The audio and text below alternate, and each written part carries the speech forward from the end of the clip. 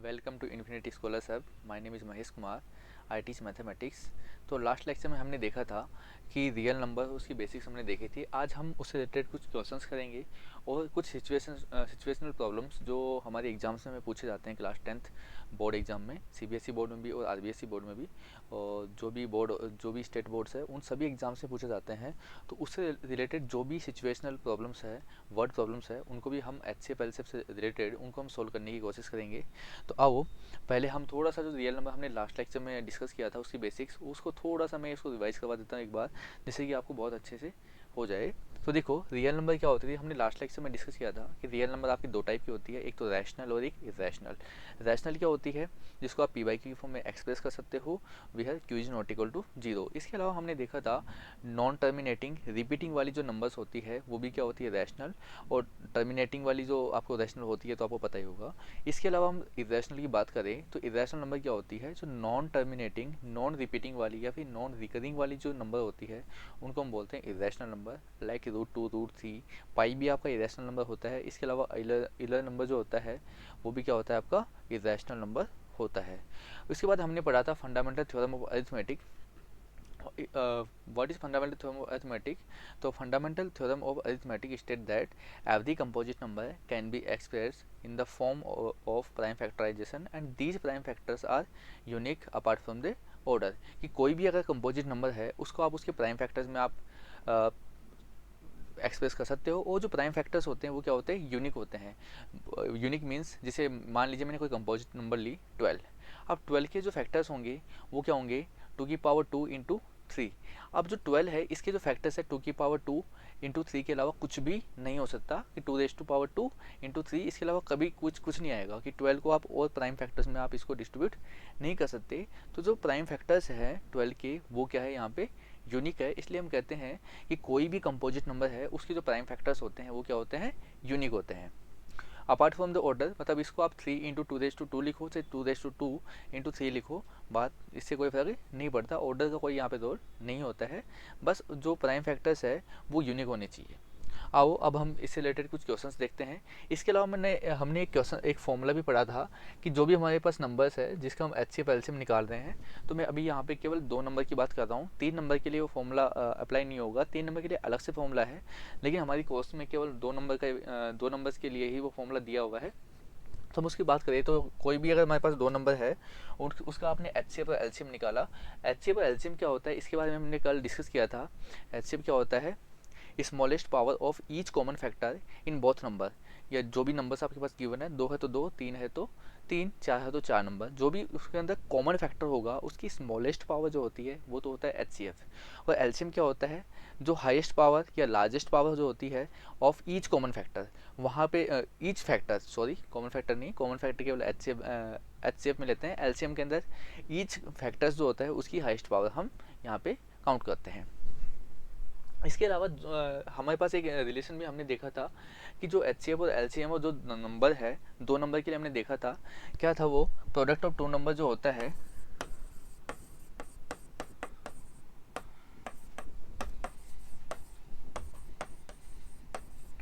वो इक्वल होता है H C F into L C M. ये फॉर्मूला हमने देखा था, इसको हमने वेरीफाई भी किया था 1-2 क्वेश्चन लेके। आज हम इससे रिलेटेड कुछ एप्लीकेशंस देखेंगे, इससे रिलेटेड कुछ क्वेश्चंस भी हम सॉल्व करेंगे। तो आओ जो हमारा फर्स्ट क्वेश्चन है जो इस फॉर्मूले पे बेस है वो क्या है, देखो। Given that H C F 306 and 657 equal to 9। ये हमारे पास जो ब्रैकेट में जो नंबर्स लिखी हुई है ये हमारी नंबर्स है जिनका एच सी एफ जो है वो कितना है, 9 है। आपको इसका क्या निकालना है, एल सी एम आपको फाइंड आउट करना है।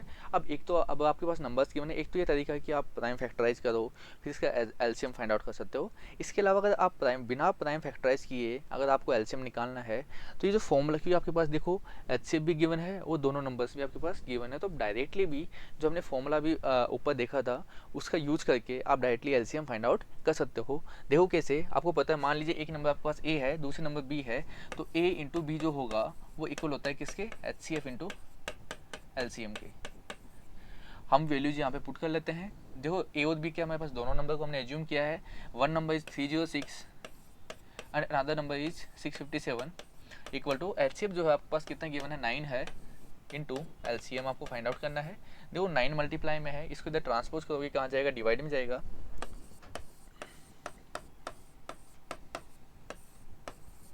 तो एलसीएम आपको बचा, जैसे हम इसको डिवाइड करेंगे और मल्टीप्लाई करेंगे तो हमें क्या मिल जाएगा, इसका एलसीएम मिल जाएगा। तो देखो यहाँ से ये कैंसिल आउट हो रहा है, 9 7 जा 63, यहाँ से बच गया 2, 27, 9 3 जा 27, तो 73 टाइम्स ये कैंसिल आउट हो गया। इसको जब हम इससे मल्टीप्लाई करेंगे तो हमें जो एलसीएम मिलेगा वो मिलेगा 22338।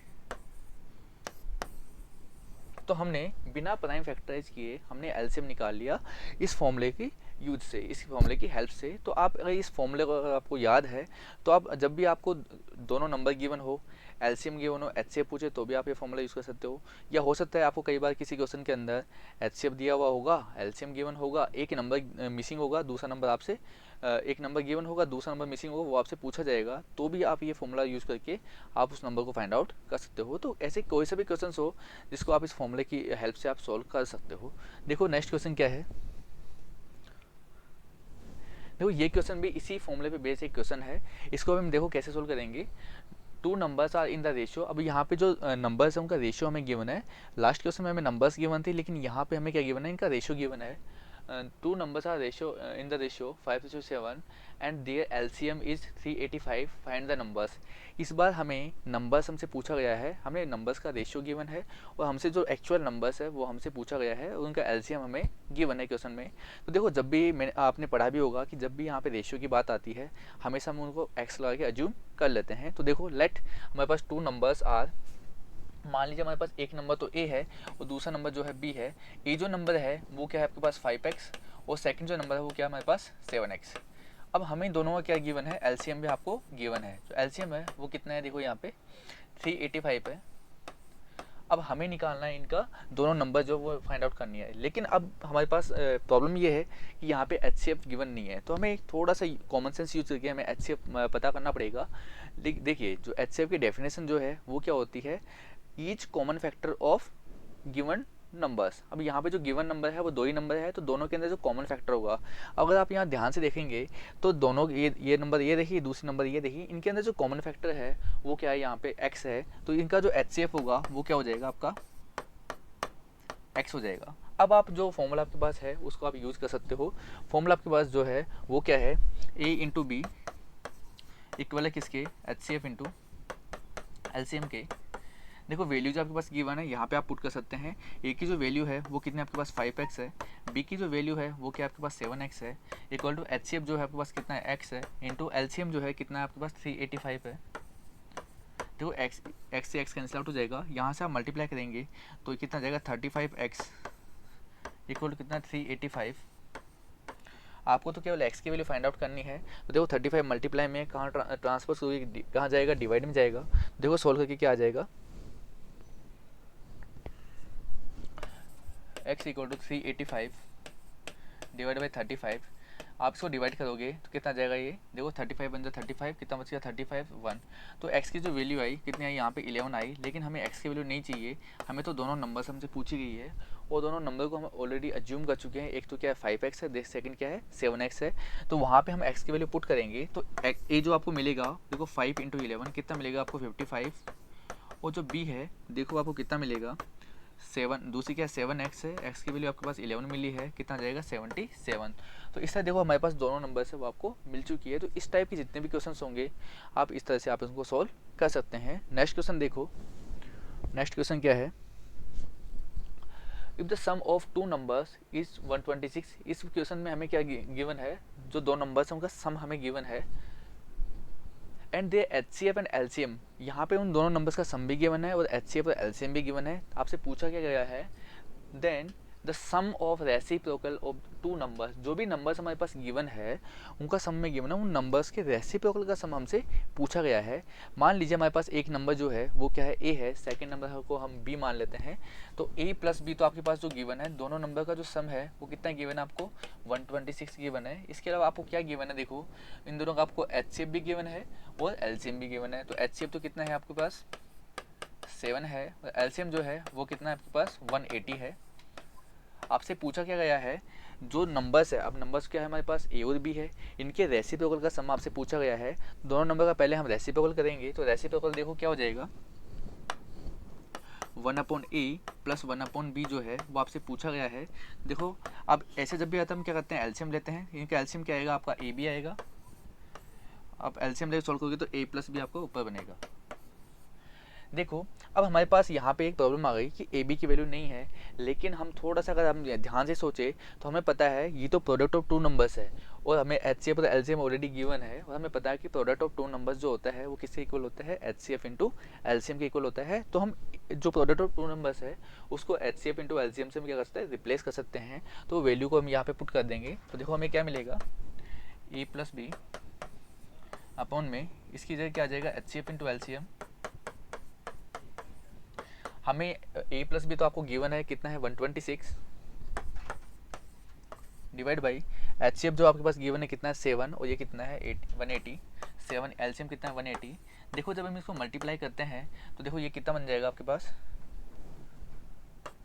ऊपर तो 126 है, नीचे जब मल्टीप्लाई करोगे कितना जाएगा 1260। आपको पता है 126 से 126 वन टाइम्स कितना बच गया, ऊपर तो 1 और नीचे कितना जाएगा ये 10। तो यहाँ पे ये 1/10 जो है जो भी नंबर्स है उनके रेसिप्रोकल्स का सम है। तो इस तरह से जितने भी क्वेश्चंस होंगे ऐसे उनको आप आराम से इजीली आप सोल्व कर पाएंगे इस फॉर्मूले की हेल्प से। आगे देखो नेक्स्ट क्वेश्चन क्या है। इस टाइप के क्वेश्चन भी कई बार एग्जाम में पूछे जाते हैं जिसमें आपको या तो एचसीएफ की फॉर्म गिवन होती है, एलसीएम की फॉर्म गिवन होती है और आपसे वहाँ पे कोई नंबर एक वेरिएबल होता है उसकी वैल्यू क्या है आपसे पूछी जाती है। तो यहाँ पे देखो क्वेश्चन क्या है, if HCF of 144 and 180 is expressed in the form of 13m minus 3, find the value of m। यहाँ पे क्या गिवन है कि दो नंबर्स हमें पास गिवन है, एक तो 144 एक क्या 180 है। उनका जो HCF है उसको इस फॉर्म में उन्होंने रिप्रेजेंट कर दिया। तो आपसे अब यहाँ पे जो m है उसकी वैल्यू आपसे पूछी गई है। तो ऐसे क्वेश्चंस आपके एग्जाम में 100% आते हैं, तो आप इस टाइप के क्वेश्चन को प्रैक्टिस करना। एक दो क्वेश्चन मैं यहाँ पे तो सॉल्व करवाता हूँ आपको। देखो यहाँ पे क्या है, एक तो 144 एक 180 है। तो सबसे पहले तो हमें यहाँ पे HCF की बात चल रही है, तो पहले हम सबसे पहले क्या करेंगे, हम दोनों का HCF फाइंड आउट करेंगे। HCF निकालने के लिए मैंने आपको एक मेथड बताया हुआ है प्राइम फैक्टराइजेशन, जो हमने फर्स्ट लेक्चर में हमने अच्छे से डिस्कस किया था, तो वहाँ आप देख सकते हैं। तो देखो HCF कैसे निकालेंगे, देखो HCF 144 180 सबसे पहले इनके प्राइम फैक्टराइज करेंगे। तो देखो सबसे पहले सॉल्यूशन जो आप करेंगे, प्राइम फैक्टराइजेशन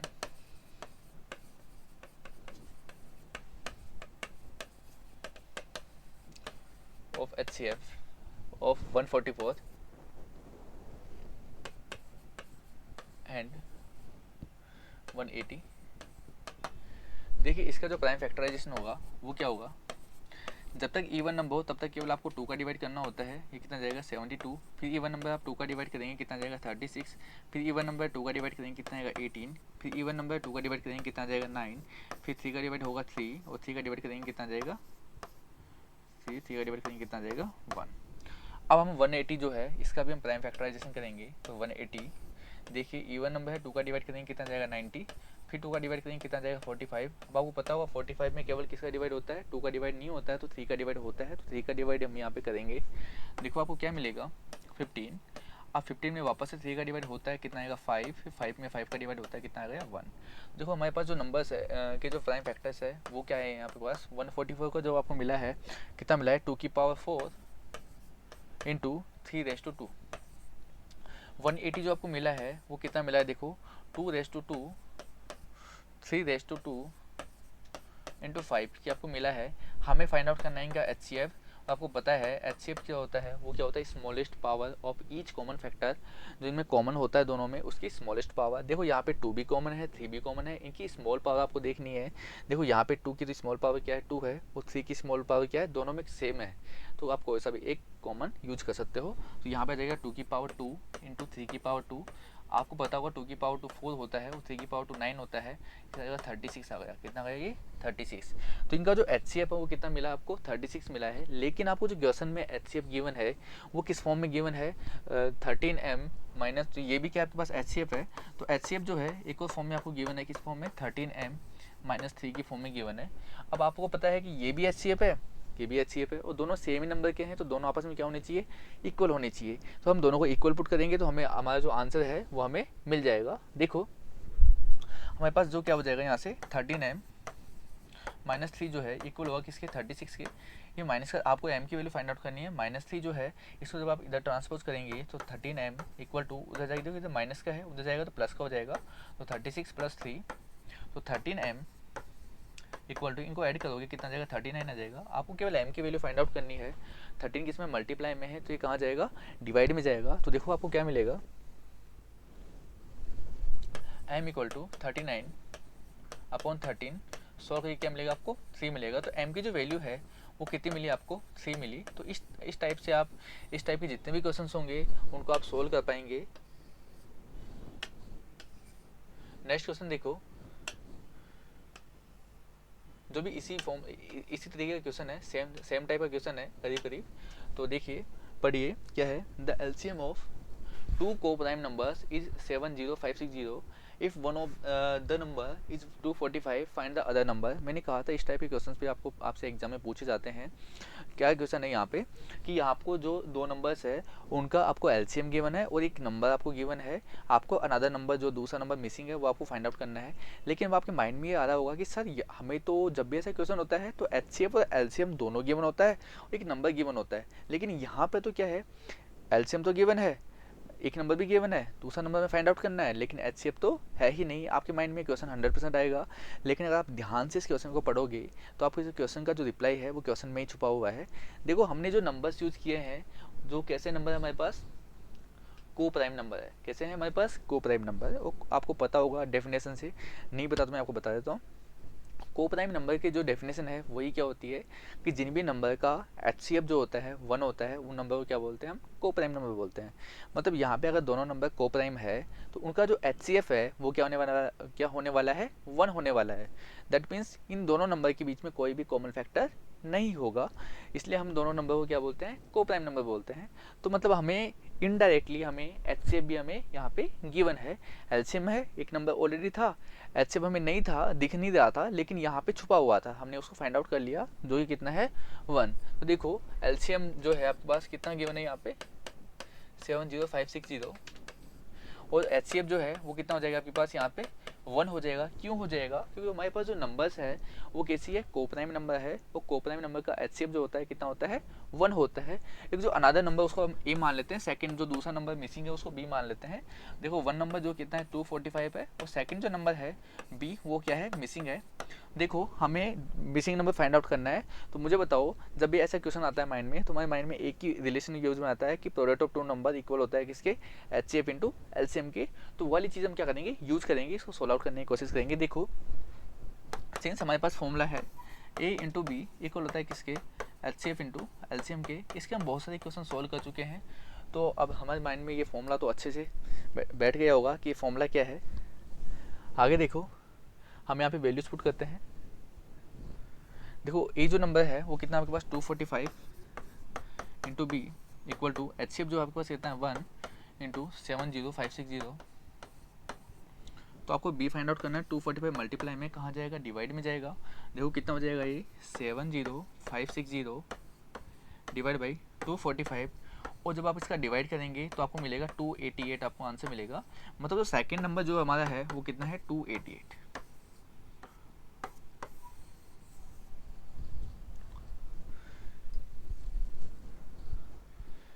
तो उम्मीद है इस टाइप के जितने भी क्वेश्चन होंगे वो सभी आप अच्छे से समझ पाए होंगे और ऐसे जितने भी क्वेश्चंस होंगे उनको आप सोल्व कर पाएंगे। अब हम देखेंगे कुछ सिचुएशनल प्रॉब्लम्स भी हमारे एग्जाम में आता है कि उसको हम कैसे पता करें। अब उनमें प्रॉब्लम ये होती है कि बच्चों को ये नहीं पता होता है कि इसमें फाइंड आउट क्या करें। उनको क्वेश्चन तो वो पढ़ लेते हैं, अब उनके माइंड में ये कन्फ्यूजन रहता है कि इसमें एचसीएफ निकाले या एलसीएम निकाले। तो ऐसे बहुत सारे क्वेश्चन हम सोल्व करेंगे जिससे कि ये डाउट जो है हमारा वो क्लियर हो जाएगा कि हमें फाइंड आउट कैसे करना होता है। तो देखो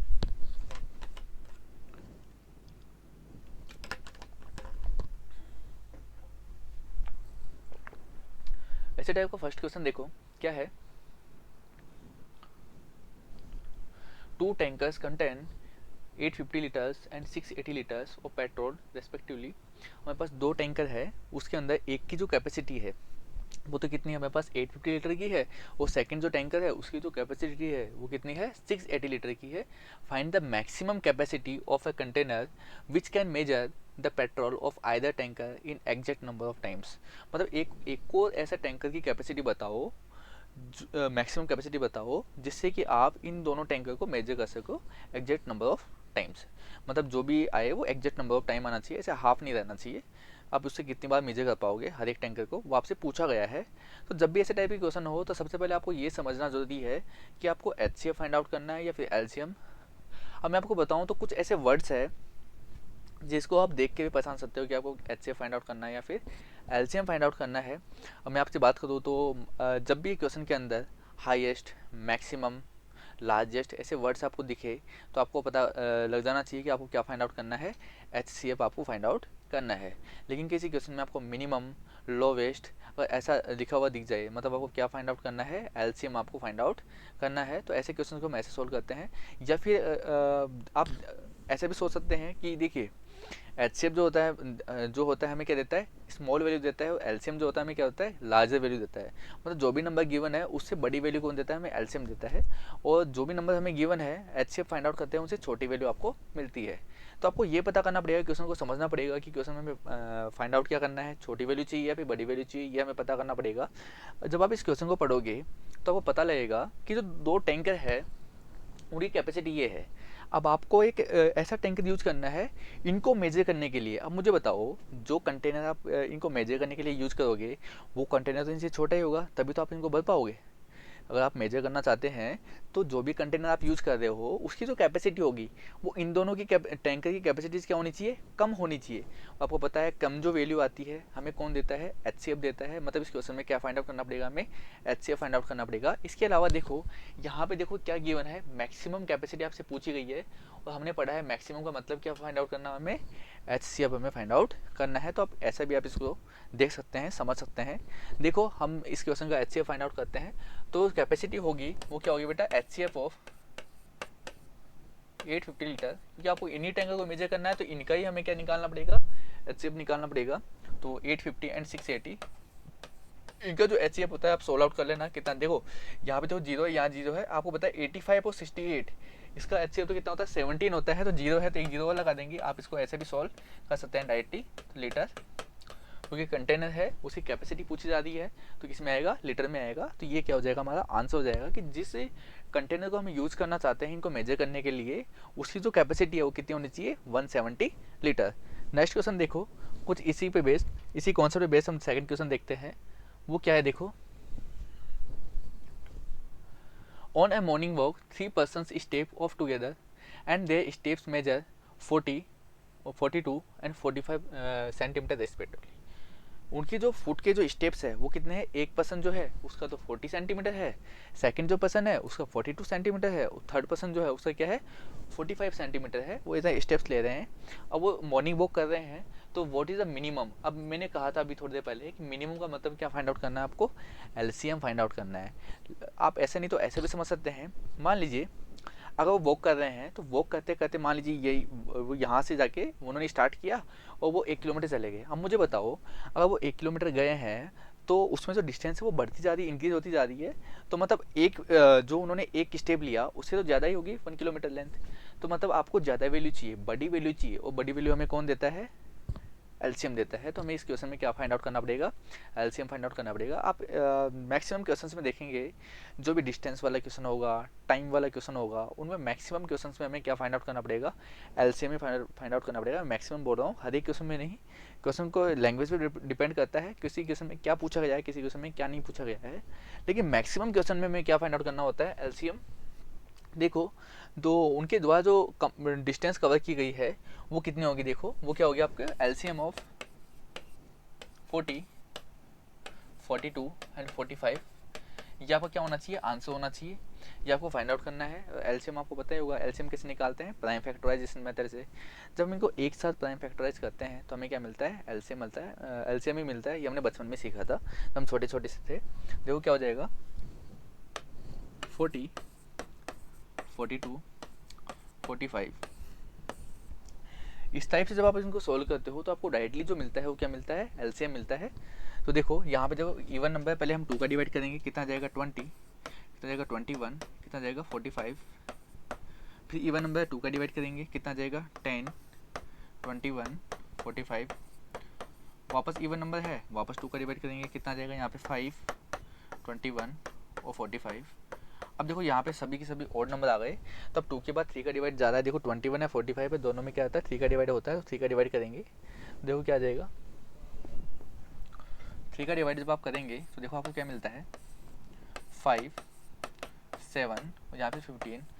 आपको पता है 15 में वापस 3 का डिवाइड होता है, 3 का डिवाइड वापस कर लेते हैं, कितना मिल जाएगा यहाँ से 5 7, ये कितना जाएगा आपके पास 5। अब आपको पता है 5 5 7 है तो 5 का डिवाइड होगा, ये कितना जाएगा 1 7 1, लेकिन हमें 7 वापस रह गया तो वापस 7 का डिवाइड करेंगे तो 1 1 1। तो ये जो फैक्टर्स है इनका जो प्रोडक्ट होगा वही क्या होगा हमारा एलसीएम होगा। तो देखो एलसीएम जो मिलेगा वो क्या मिलेगा आपको 2 raise to power 3 3 raise to 2 5 into 7, इनको मल्टीप्लाई करेंगे, देखो क्या हो जाएगा 2 रेज़ टू 3 8, ये कितना जाएगा 9, तो 8 9 जैसे 72 72 इंटू 5, देखो 72 इंटू यहाँ से हो जाएगा 5 इंटू 7, इसको मल्टीप्लाई करेंगे, देखो 5 टू ज़ा 10, कितना मिलेगा 1, 5 7 ज़ा 35 1 36 इंटू 7, इसको मल्टीप्लाई कर लेंगे, कितना जाएगा 0, 7 4 7 6 कितना जाएगा 42 2 कितना आया 4, 7 3 21 और 4 25, तो ये रहेगा 2520। अब यहाँ पे जो गिवन है वो सेंटीमीटर में गिवन है, तो ये डिस्टेंस की बात चल रही है, तो डिस्टेंस भी किस में आएगी सेंटीमीटर में ही आएगी। मतलब वो सभी मिलके उनकी जो स्टेप्स है टोटल उसे उन्होंने कितनी डिस्टेंस कवर की 2520 सेंटीमीटर। देखो इसी कॉन्सेप्ट पे बेस हम और कुछ क्वेश्चंस देखते हैं।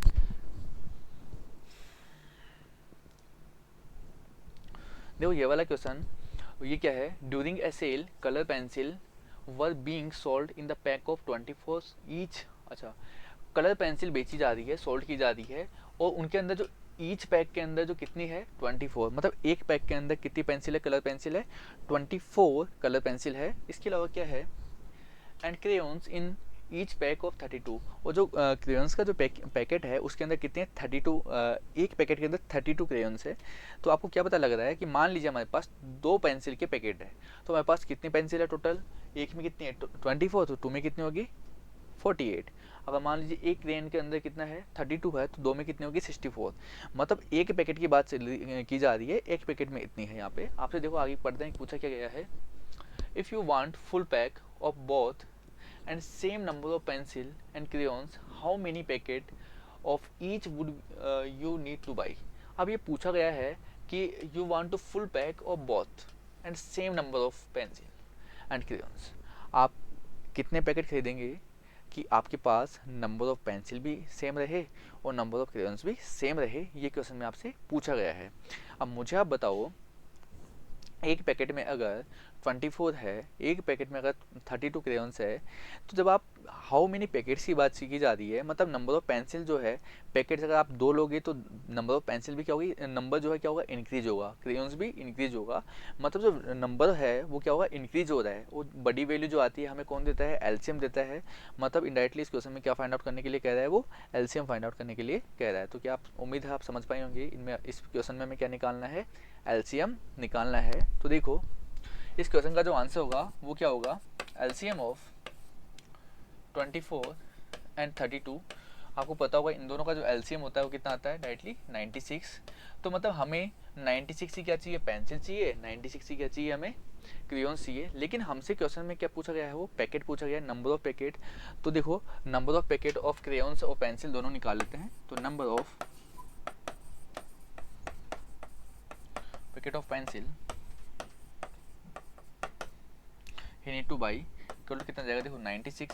अब मुझे बताओ टोटल उसको 96 पेंसिल खरीदनी है, उसका जो एक पैक में है वो कितनी है 24 पेंसिल है, तो उसने कितने पैकेट खरीदे, तो 21 पैकेट वाले पेंसिल का डिवाइड कर देंगे, कितना जाएगा यहाँ से 4 पैकेट। मतलब उसने 4 पैकेट क्या खरीदे, पेंसिल के खरीदे। इसके अलावा वो क्रेयॉन्स के पैकेट भी खरीद रहा है। तो number of packet of crayons देखो मुझे बताओ आपके पास उसने कितने 96 क्रेयॉन्स खरीदे, एक में कितना 32 है, मतलब टोटल कितना पैकेट खरीदा है, वो 3 पैकेट खरीदा है। अब उसने अगर वो टोटल पूछता आपसे, तो मुझे बताओ क्या 3 तो आप 4 तो वो किसके पैकेट खरीदा है, पेंसिल के, और 3 किसके है उसके पास, क्रेयॉन्स के। टोटल कितने पैकेट खरीदे उसने, 7। अलग अलग भी आंसर हो जाएगा और एक साथ भी आप आंसर दे सकते हो। नेक्स्ट क्वेश्चन देखो वो क्या है, इस टाइप के क्वेश्चन भी कई बार एग्जाम में पूछे जाते हैं। तो कई बार ऑब्जेक्टिव में भी आ जाता है और उसमें भी आप सब्जेक्टिव में भी 1 या 2 मार्क्स में आपसे 2 मार्क्स में आपसे पूछ लिया जाता है। क्वेश्चन क्या है देखो, फाइंड द लार्जेस्ट नंबर। अब देखो लार्जेस्ट है, लार्जेस्ट का मतलब हमें क्या निकालना है, एचसीएफ निकालना है, दैट डिवाइड। अब इससे भी आप पता कर सकते हो जो नंबर है वो इन नंबर को डिवाइड करता है, और इन नंबर को डिवाइड करता है तो मतलब 100% वो जो नंबर होगा वो इन नंबर से क्या होगा, छोटा होगा, तभी वो नंबर इनको डिवाइड कर रहा होगा। बड़ा होगा तो डिवाइड कैसे करेगा। तो देखो विच डिवाइड, और डिवाइड करने पे जो इनका रिमाइंडर बचता है वो कितना दिया हुआ है, 31 को डिवाइड करता है रिमाइंडर कितना बचता है 5, और 99 में डिवाइड करता है तो रिमाइंडर कितना बचता है 8। इसका मतलब अगर रिमाइंडर बच रहा है तो मतलब अभी जो फिलहाल जो वो नंबर है वो क्या है, कम्प्लीटली इनका फैक्टर नहीं है। लेकिन हमें तो अगर एचसीएफ या एलसीएम जो भी निकालना है उसके लिए तो हमें क्या बनाना पड़ेगा, उसको कम्प्लीटली उसका फैक्टर बनाना पड़ेगा। फैक्टर बनाने के लिए हम क्या करते हैं, पहले उन एक्चुअल नंबर्स निकालते हैं कि जिससे उनका फैक्टर बन सके। और जब भी आप एक्चुअल नंबर निकालते हो कैसे निकालते हैं, जो भी रिमाइंडर है उसको माइनस कर दो, तो अब की बात जो रिमाइंडर बचेगा क्या बचेगा, जीरो बचेगा। और रिमाइंडर जीरो बचा है मतलब वो कम्प्लीटली क्या उसका फैक्टर बन जाएगा। तो सबसे पहले हम जब भी ऐसा क्वेश्चन आएगा तो हम क्या करेंगे, रिमाइंडर जीरो है तब तो कोई दिक्कत ही नहीं है, किसी क्वेश्चन में लिखा होगा हैविंग नो रिमाइंडर तो कोई दिक्कत ही नहीं है, सीधा उनका एचसीएफ एलसीएम जो भी निकालना है निकाल लो। लेकिन यहाँ पे क्या है, रिमाइंडर बचा हुआ है। रिमाइंडर बचा हुआ है तो पहले हम रिमाइंडर को माइनस करेंगे। अब मुझे बताओ जो 31 है उसका रिमाइंडर क्या है 5 है। हम नंबर्स को हम ए और बी मान लेते हैं जिससे हमारे लिए थोड़ा ईजी रहेगा। देखो ये जो नंबर है वो क्या हो जाएगा 31, इसका रिमाइंडर बचता है तो माइनस का 5, ये आपके पास कितना हो जाएगा 26 आ जाएगा। सेकंड हमारे पास बी है वो कितना है 99, लेकिन जब इसको डिवाइड करते हैं तो हमें क्या मिल रहा है यहाँ क्या रिमाइंडर बचा है 8 बचा है, तो माइनस का 8 कितना आ जाएगा 91 आ जाएगा। अब हमें जो रिक्वायर्ड है वो क्या है, रिक्वायर्ड हमें एचसीएफ क्यों रिक्वायर्ड है, हमने मैंने आपको बता चुका हूँ, पहले ही डिस्कस कर चुके हम इसके बारे में। तो 26 और 91 जो है इन्हें क्या चाहिए, हमें एचसीएफ चाहिए, और आपको पता होगा बिल्कुल ये तो इसका जो एचसीएफ होता है वो कितना होता है 13 होता है। तो मतलब 13 वो नंबर है जिसका डिवाइड इन दोनों नंबर में करने पे जो रिमाइंडर है वो क्या बचता है 5 और 8 बचता है। तो उम्मीद है ये क्वेश्चन आपको समझ आया होगा। इस टाइप के जितने भी क्वेश्चन होंगे उनको आप सोल्व कर लेंगे। नेक्स्ट क्वेश्चन देखो, वो भी हमारा ऐसा ही क्वेश्चन है कि एचसीएफ एलसीएम में भी ऐसा सिचुएशन प्रॉब्लम्स है। तो हमेशा याद रखना जब भी बेल रिंग्स का जब भी क्वेश्चन आए, मतलब यहाँ पे टाइम बेल रिंग करेगी तो आफ्टर टाइम में करेगी, तो जब भी टाइम का क्वेश्चन आए तो आपको उस क्वेश्चन के अंदर क्या निकालना होता है, एलसीएम निकालना होता है। क्यों, क्योंकि मान लीजिए जो बेल्स है 3 हो 4 हो कितनी भी बेल्स हो अभी बजी एक साथ, अब वो मुझे क्या पता कितने टाइम बाद दोबारा एक साथ बजेगी, एक साथ रिंग करेगी। तो तब टाइम हो सकता है 2 आवर्स लग जाए, हो सकता है 3 आवर्स लग जाए, तो बहुत आफ्टर बहुत ज़्यादा लॉन्ग टाइम के बाद भी बच सकती है एक साथ। तो मतलब ज़्यादा टाइम की बात चलती है, और ज़्यादा वैल्यू किस में आती है, एलसीएम में आती है। तो हमें इस क्वेश्चन में क्या निकालना पड़ेगा, एलसीएम निकालना पड़ेगा। तो देखो हमारे पास जो है 3 bells ring at interval 9, 12 and 15 minute respectively. If they start ringing together at a time, अगर उन्होंने एक साथ बजना रिंग करना स्टार्ट किया तो after what time they will next ring together, तो वो एक साथ कितने टाइम बाद वापस से एक साथ टॉल टुगेदर करेगी कि एक साथ बजेगी। तो देखो तो ऐसे क्वेश्चन में हमें क्या निकालना होता है, एलसीएम निकालना होता है। तो हमें क्या रिक्वायरमेंट है यहाँ पे कि हम एलसीएम निकाल दें जो भी नंबर्स, क्योंकि हमारे पास जो भी टाइम है उन बेल्स का गिवन है कि ये इतने इतने बाद इतने टाइम बाद क्या करती है, रिंग करती है। हमसे एक साथ के लिए पूछा गया है, अभी अगर एक साथ बजे तो आफ्टर कितने टाइम बाद वापस एक साथ बजेगी। तो उन्हीं रिंग्स के बारे में पूछा जा रहा है, तो उनका जो टाइम है उसका क्या चाहिए, हमें एलसीएम निकालना पड़ेगा। तो नंबर क्या है हमारे पास 9, 12 और 15, इनका हमें क्या निकालना पड़ेगा, एलसीएम निकालना पड़ेगा। इनका एलसीएम तो सभी को पता होगा कितना होता है 180। अब यहाँ पे जो है वो टाइम जो है किस में गिवन है, मिनट में गिवन है, तो ये जो आंसर होगा किस में होगा, मिनट में होगा। आप इसको हावर में चेंज करना चाहते हो तो आप इसको 60 का डिवाइड कर दो, किस में कन्वर्ट हो जाएगा, हावर के अंदर कन्वर्ट हो जाएगा। आफ्टर 3 आवर्स जो बेल्स है वो टोल टुगेदर होगी। ये बात सबको समझ आई होगी उम्मीद है। नेक्स्ट क्वेश्चन देखो,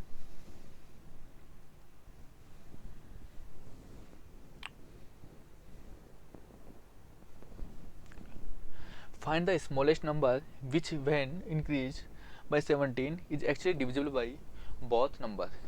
अब देखो क्वेश्चन को पढ़ते ही पता लग रहा है कि सबसे पहले तो स्मॉलेस्ट दिया हुआ है, तो अभी हमें पता लग रहा है कि मतलब एलसीएम निकालना पड़ेगा, या फिर वैसे नहीं तो ऐसे समझ लो कि फाइंड द स्मॉलेस्ट नंबर, सबसे स्मॉलेस्ट नंबर बताओ विच व्हेन इंक्रीज बाय 17, जिसको हम 17 से इंक्रीज करने के बाद वो एक्चुअली डिविजिबल हो जाता है, किनसे, इन नंबर से।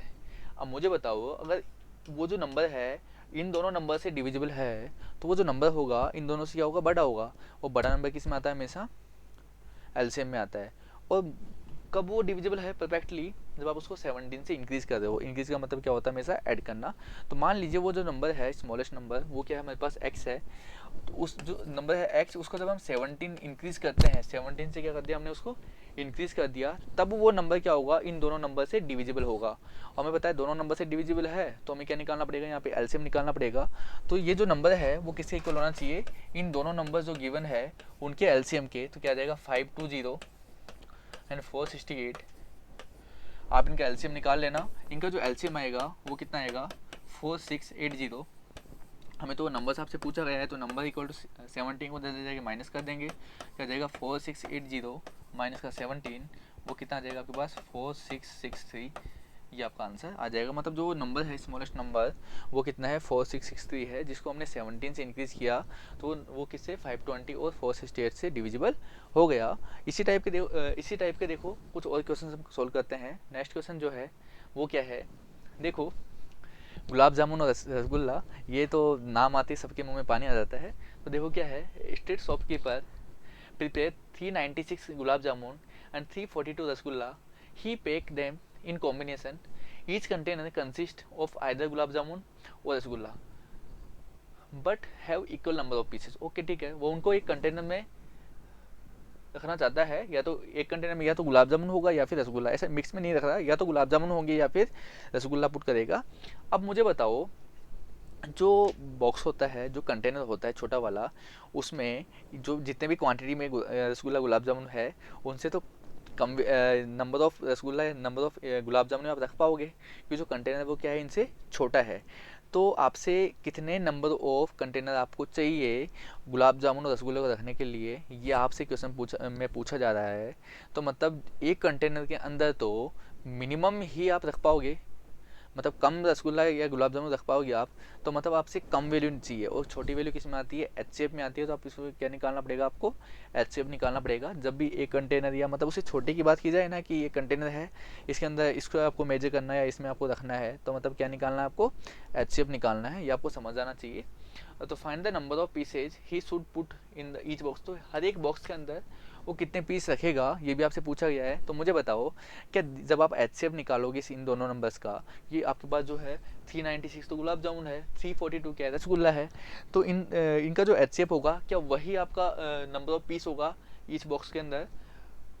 That number of box are least. Okay ठीक है, जिससे कम से कम बॉक्स जो है उनकी रिक्वायरमेंट हो आपको।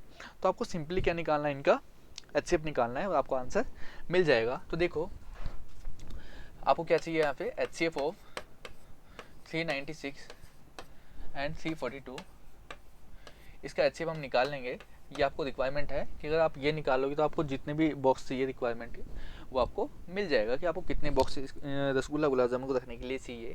तो देखो इनका आप आराम से एचसीएफ फाइंड आउट कर सकते हैं प्राइम फैक्टराइजेशन मेथड से। देखो क्या हो जाएगा, इवन नंबर है 2 का डिवाइड करेंगे, कितना जाएगा 2 1 2, कितना जाएगा यहाँ से 1 19, 2 9 18, कितना जाएगा 8। फिर वापस इवन नंबर है 2 का डिवाइड करेंगे, 2 9 18, कितना बचिए 1, कितना हो जाएगा 9।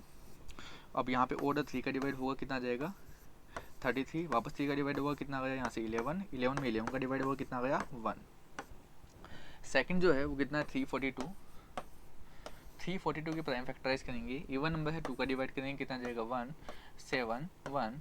फिर देखो अब यहाँ पे 2 का डिवाइड नहीं होता तो हम 3 का डिवाइड चेक करते हैं। और 3 का डिविजिबिलिटी का रूल क्या है, डिजिट्स का सम कर लीजिए। अगर उनके अंदर अगर 3 का डिवाइड होता है तो इस नंबर में भी 3 का डिवाइड होगा।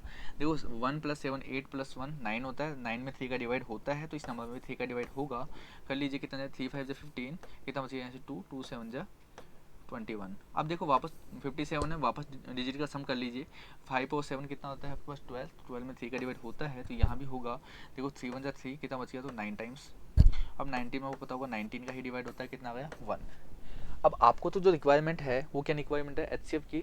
तो एचसीएफ जो होगा दोनों नंबर का, देखिए कॉमन जो नंबर है, देखो यहाँ पे क्या है 2 है, यहाँ पे 2 है, तो दोनों में जो कॉमन है कौन है 2 है, लेकिन स्मॉल पावर क्या है 2 वाली है, तो यहाँ जाएगा 2 इंटू, देखो यहाँ 3/2 है, यहाँ 3/2 है, दोनों में जो 3 है वो सेम पावर है। तो आपको स्मॉल पावर लेनी होती है तो कोई सा भी सेम पावर है, कोई सा भी आप ले लीजिए। कितना जाएगा 3 का स्क्वायर, 3 का स्क्वायर 9 और 9 टू जा 18, मतलब ईच बॉक्स में कितने रसगुल्ला या गुलाब जामुन होंगे, वहाँ पे 18 गुलाब जामुन या रसगुल्ला आपको रखना पड़ेगा एक बॉक्स में, जिससे कि आपको मिनिमम बॉक्सेस का यूज करना पड़े।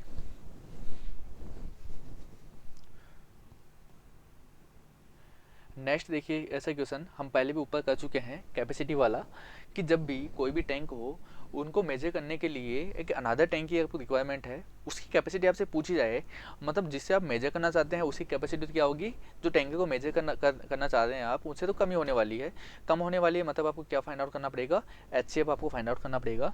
तो देखिए इस क्वेश्चन में भी हमें क्या फाइंड आउट करना है, HCF, लेकिन यहाँ पे एक बार टैंकर नहीं है, बकेट है, आपको पता होगा बकेट तो टैंकर से छोटी होती है, और छोटी है तो मतलब कम कैपेसिटी होगी, कम कैपेसिटी होगी, मतलब आपको क्या निकालना पड़ेगा, यहाँ पे HCF निकालना पड़ेगा। अब यहाँ पे केवल इतना ही नहीं पूछा, कुछ और भी आपसे पूछा गया है कि how many buckets full of the water will be needed, कि कितनी बकेट चाहिए उनको फिल करने के लिए, मतलब 2 टैंक है, दोनों को फिल करना पड़ेगा, तो पहले को फिल करने के लिए भी हमें रिक्वायरमेंट होगी, कितनी बार बकेट की वो निकाल लेंगे, दूसरे को कितनी बकेट की रिक्वायरमेंट होगी वो भी निकाल लेंगे, और टोटल आपसे पूछा गया मतलब दोनों को ऐड कर देंगे तो हमारा आंसर आ जाएगा। सबसे पहले हम जो बकेट ले रहे हैं उसकी कैपेसिटी निकाल लेते हैं। तो मुझे बताओ जो कैपेसिटी होगी बकेट की वो क्या होने वाली है, दोनों टैंक को फिल करना है, दोनों की कैपेसिटी गिवन है, मतलब क्या होगा उनका HCF भी क्या होगा, बकेट की कैपेसिटी होगी। तो देखो कैपेसिटी ऑफ बकेट वो क्या होगी, HCF ऑफ 504 एंड 490, और इनके जो HCF आएगा वो कितना आएगा आपके पास, 14 लीटर आएगा। ये लीटर में आंसर है तो ये लीटर में होगा। तो मतलब जो बकेट की कैपेसिटी है वो तो कितनी है, 14 लीटर है। अब हमसे केवल इतना ही नहीं पूछा गया है, हमसे ये पूछा गया है कि कितनी बकेट चाहिए। तो सबसे पहले टैंक 1 की बात करते हैं। टैंक 1 को फिल करने के लिए उसकी जो कैपेसिटी है टैंक 1 की कितनी है, 504 लीटर है। तो उसके लिए कितनी बकेट से हमें रिक्वायरमेंट होगी, तो number of total bucket, number of required bucket to fill tank first क्या हो जाएगा, देखो उसकी जो कैपेसिटी है कितनी है 504, वो आपको पता है 1 बकेट में कितना वाटर है 14 लीटर, तो इसका डिवाइड कर दो, कितनी बकेट रिक्वायरमेंट होगी आपके पास 36 बकेट जो है वो आपको रिक्वायरमेंट होगी। सेकंड जो टैंकर है हमारे पास उसकी जो कैपेसिटी है वो कितनी है 490, उसको फिल करने के लिए नंबर ऑफ बकेट जो आपको चाहिए किसके लिए, टैंक 2 के लिए। मुझे बताओ तो यहाँ पे टैंक 2 की जो कैपेसिटी है वो कितने आपके पास 490 है, एक बकेट की जो कैपेसिटी है कितनी है 14, डिवाइड को कितना आएगा 35 बकेट आपको उसके लिए चाहिए। अब आपसे total bucket, number of total bucket आपसे पूछी गई है, तो टोटल बकेट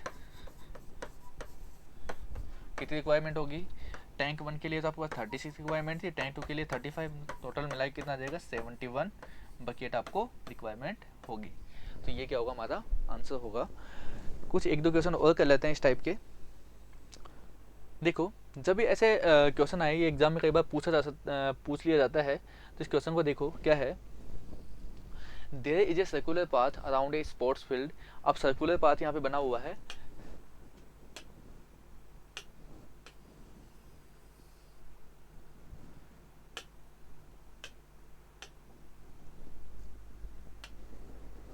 मान लीजिए यहाँ से जो कौन कौन है, एक तो है हमारे पास सोनिया है, एक कौन है रवि, एक तो सोनिया है एक क्या है रवि है। दोनों मान लीजिए यहाँ से स्टार्ट किए रनिंग करना, इधर रनिंग करना स्टार्ट किए, रवि भी इधर रनिंग कर रहा है और सोनिया जो है वो भी इधर ही रनिंग कर रही है, सेम डायरेक्शन में दोनों जा रहे हैं।